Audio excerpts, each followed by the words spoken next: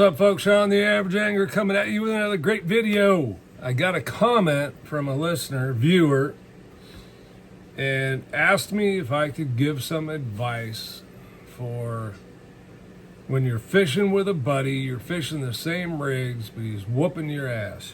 I do have some advice for that. If you, and I honestly, I don't know the situation, but something that I like to do if I'm fishing from the back of the boat. Remember, you got second pickings. He's going to get all the aggressive, easy fish. So you need to be alert to several things, which I'm going to tell you here in just a second, okay? If you like this kind of content, hit the subscribe button down below. Join the community here. We cover all kinds of things. Bait reviews, gear reviews, tips, pointers, on the water, fish catches, all that kind of stuff. Most of this stuff I show you me catching fish with it, okay? So, what to do when you're fishing from the back of the boat.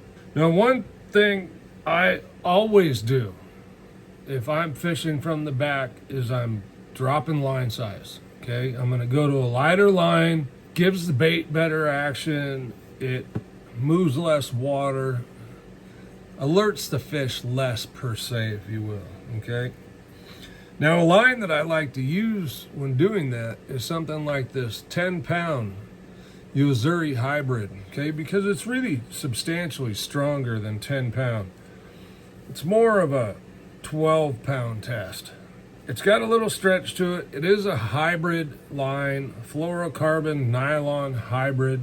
I fish Berkley big game all the time, and I use the heck out of the Yo-Zuri hybrid. I also use Sunline, Sniper, and Shooter.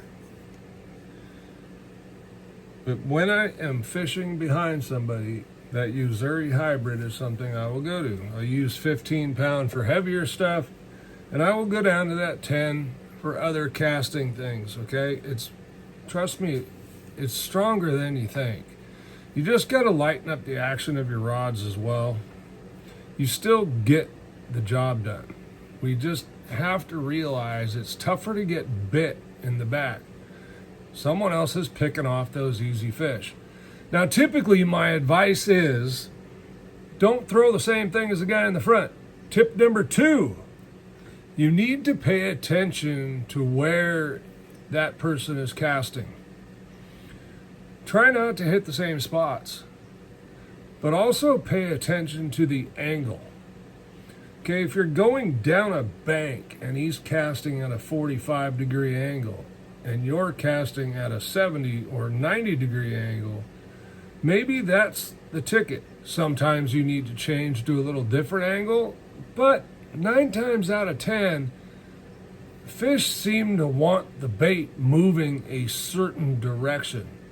So be aware of your surroundings, be aware of what your partner's doing, or if you're doing a pro-am and it's a pro up front, just pay attention to the same thing.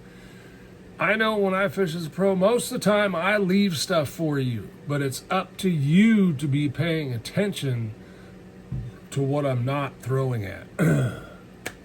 Other things you can do, if he's throwing a Senko, you can throw the fat bat, right? The colors are phenomenal. They're scented. They still fall really good. You can drop to a 4-inch if he's throwing a 5-inch. And sometimes these little subtle changes are what it takes.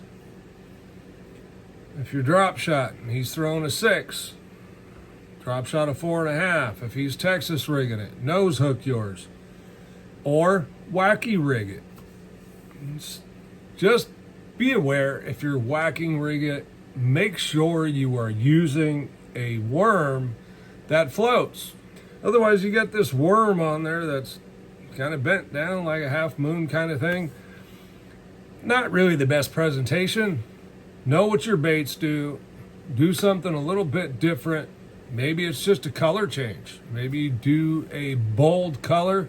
Maybe he's throwing a bold color, so you go subtle color.